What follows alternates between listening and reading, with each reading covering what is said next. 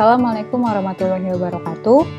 Perkenalkan, nama saya Rida Syadini, NIM 034 dari Prodi Teknik Biomedis Universitas Airlangga. Pada kesempatan kali ini, saya akan menjelaskan beberapa materi yang berhubungan dengan pemrograman komputer. Yang pertama adalah periferal. Perangkat periferal adalah sebuah perangkat tambahan yang digunakan untuk memasukkan inputan, memproses, atau mengeluarkan output dari komputer. Jenis periferal ini ada 3. Yang pertama ada input device, ada processing device, dan ada output device. Untuk input device sendiri, itu bertugas sebagai media untuk melakukan entry pada data dari luar ke dalam suatu sistem. Fungsi perangkat ini adalah mentransmisikan data yang diinput operator ke bahasa pemrograman. Input device ini terbagi ada beberapa komponen. Yang pertama itu ada keyboard, di mana fungsi keyboard adalah untuk memasukkan karakter berupa huruf, angka, simbol, atau karakter khusus lainnya. Selanjutnya ada mouse. Mouse dijadikan perangkat input utama karena mouse ini dijadikan untuk memindahkan kursor yang ada di layar komputer. Kemudian ada optical drive, fungsinya untuk menerjemahkan file dari dalam media penyimpanan disk untuk ditampilkan ke layar komputer. Kemudian yang terakhir ada barcode scanner, di mana fungsinya adalah untuk pemindaian suatu kode yang dipahami oleh bahasa pemrograman. Selanjutnya kita masuk ke processing device. Processing device menjadi unit yang melakukan tugas utama dalam komputer yang bisa mengendalikan seluruh proses pengolahan data. Dari mulai transmitting data, sending data ke output, itu semua yang mengatur adalah processing device. Processing device ini ada beberapa komponen. Yang pertama ada motherboard. Motherboard merupakan inti atau rumah penghubung bagi perangkat CPU komputer. Perangkat lain yang dihubungkan pada motherboard adalah prosesor, RAM, kabel penghubung, hard disk, VGA card, dan NIC atau kartu jaringan. Motherboard ini ada 2 jenisnya. Yang pertama ada onboard sama nonboard. Untuk onboard itu udah tersedia papannya yang terdiri dari periferal yang ada. Sedangkan nonboard ini nggak tersedia papannya sehingga pengguna harus menambahkan komponen lainnya. Untuk kelebihan dari onboard sendiri adalah ada hardware yang terintegrasi serta harganya lebih murah. Serta kekurangannya itu mengendalikan RAM dan tidak dapat dimodifikasi oleh usernya. Untuk kelebihan dari nonboard itu dapat dimodifikasi dan spesifikasinya tergantung pada pengguna. Untuk kekurangannya itu harganya yang mahal dan cenderung repot ketika digunakan. Kemudian ada prosesor. Fungsi dari prosesor adalah sebagai otak komputer yang akan memproses dan mengendalikan kinerja perangkat lainnya. Prosesor sendiri memiliki kapasitas kerja yang berbeda. Biasanya pembedanya adalah pada frekuensi dan jumlah core-nya. Prosesor ini ada 3 komponen. Yang pertama ada control unit atau CPU. Dia berperan sebagai untuk mengontrol segala aktivitas atau lintas data yang ada pada komputer seperti input dan outputnya. Kemudian ada arithmetic logical unit itu atau ALU berperan untuk melakukan operasi matematika yang sesuai instruksi yang diberikan oleh usernya. Kemudian ada register unit atau RU, itu berfungsi sebagai tempat penyimpanan sementara yang berukuran kecil tetapi memiliki kecepatan akses yang tinggi. Kemudian ada RAM atau Random Access Memory. Fungsi RAM untuk menyimpan data sementara dari suatu program yang sedang dijalankan. Data pada RAM ini bisa diakses secara acak atau random dengan lebih cepat. RAM ini dibagi menjadi beberapa tipe. Yang pertama ada DRAM atau Dynamic Random Access Memory, kemudian SDRAM, Synchronous Dynamic Random Access Memory, kemudian RDRAM, Rambus Dynamic Random Access Memory, selanjutnya ada SRAM, Static Random Access Memory, EDORAM, Extended Data Out Random Access Memory, dan FPM DRAM atau First Page Mode DRAM. Kelebihan dari RAM sendiri adalah kelebihan dari RAM sendiri itu dapat menyimpan data dengan mudah dan praktis, membuat penyimpan data sehingga tidak memerlukan banyak tempat, bentuk, jenis, kapasitas, dan ukuran beragam sesuai yang dibutuhkan, serta memorinya ini seperti flash disk sehingga mudah untuk dibawa kemana-mana. Kemudian kita masuk ke output device.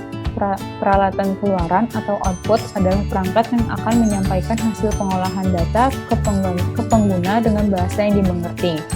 Jenis-jenis output device itu ada monitor, speaker, dan printer. Selanjutnya kita masuk ke bahasa pemrograman. Bahasa pemrograman itu dibagi menjadi dua. Yang pertama ada pemrograman desktop. Pertama ada Java, di mana Java ini bahasa pemrogram tingkat tinggi yang berorientasi pada objek, dan program Java tersusun dari bagian yang disebut dengan kelas. Kegunaannya adalah Java dapat digunakan untuk beberapa hal, diantaranya adalah untuk membuat aplikasi mobile, aplikasi desktop, aplikasi web, server web, dan aplikasi server game koneksi database. Komponen Java ini ada 3. Yang pertama ada Java Development Kit atau JDK. Komponen ini memberikan semua tools, executables, binaris yang diperlukan untuk menyusun, mendebug, dan mengeksekusi sebuah program Java. Kemudian ada Java Virtual Machine atau JVM. Ketika menjalankan sebuah program Java, JVM bertugas untuk mengonversi bytecode menjadi kode yang lebih spesifik. Selanjutnya ada Java Runtime Environment atau JRE. Fungsi dari JRE ini merupakan sebagai implementasi dari JVM. Kemudian kelebihan Java ini mudah dikembangkan, serta sifatnya itu multi-platform, kemudian memiliki kemudahan dalam menyusun suatu script, dan jika apabila programmernya berorientasi pada usability, maka Java ini akan sangat mendukung. Serta bahasa pemrograman yang digunakan ini dinamis. Tetapi Java ini memiliki kelemahan seperti penggunaan memori yang cukup tinggi dan mudah didekompilasi. Kemudian ada C++. Bahasa pemrograman C++ digunakan untuk mengembangkan perangkat lunak atau software. Bahasa pemrograman ini juga digunakan untuk membangun sebuah mesin pencari. Developer juga dapat memanfaatkan bahasa pemrograman C++ untuk membuat sistem operasi baru. Nah, bahannya itu, pemrograman C++ ini juga dapat dimanfaatkan untuk membuat video game. Pembagian C++ itu ada 3. Ada bagian pengarah compiler atau biasa disebut dengan file header yang ditambahkan dengan simbol tagar. Kemudian ada bagian deklarasi, bagian definisi, serta ada bagian komentar yang ditandai dengan simbol // atau pasangan. Kemudian ada kelebihan C++ itu tersedia di hampir semua jenis komputer. Kemudian proses eksekusi C++ ini lebih cepat, fleksibel, dan juga portable untuk semua jenis komputer, serta tingkat bahasa pemrogramannya menengah atau middle level language. Bahasanya terstruktur dan termasuk bahasa pemrograman OOP atau Object Oriented Programming. Kelemahan C++ itu sendiri adalah bagi pemula biasanya susah dalam menggunakan pointernya. Bersifat case sensitive, yaitu berbeda dengan penggunaan huruf besar dan huruf kecilnya. Implementasi C++ pada IT sangat sedikit, dan banyaknya operator dan juga fleksibilitas dalam penulisan program yang membingungkan para pemula.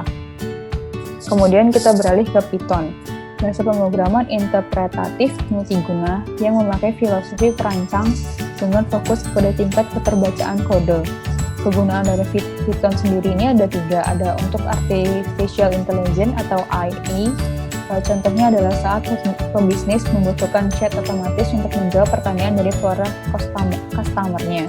Kemudian ada aplikasi web, itu Python merupakan bagian penting dari beberapa website yang paling banyak dikunjungi seperti Pinterest, Instagram, Spotify, dan YouTube. Kemudian ada special effect pada Hollywood.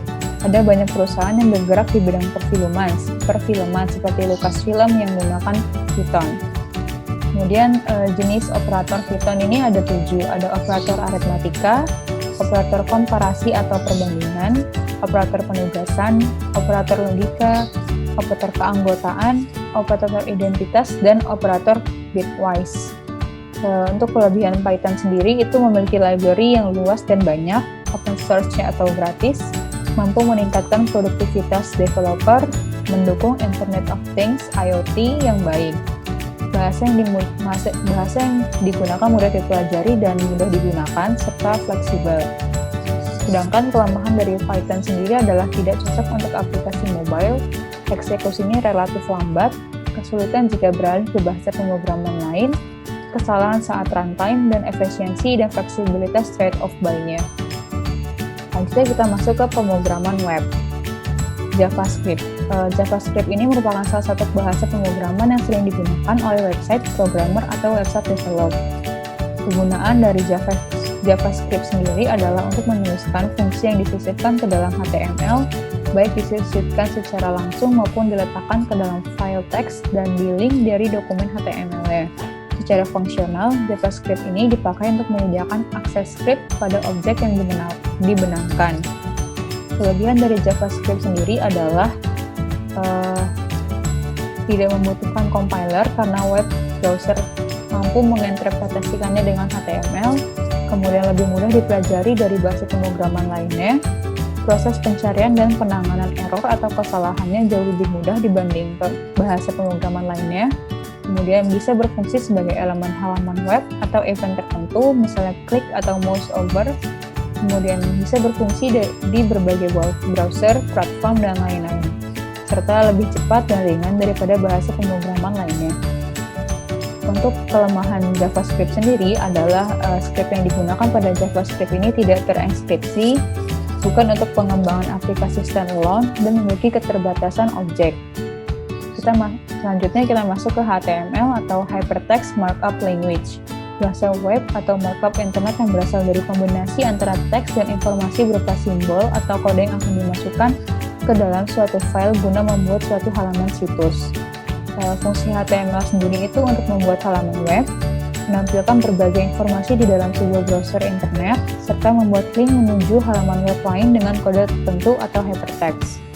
Kelebihan dari HTML sendiri adalah bahasa yang digunakan secara luas dan memiliki banyak sumber serta komunitas yang besar.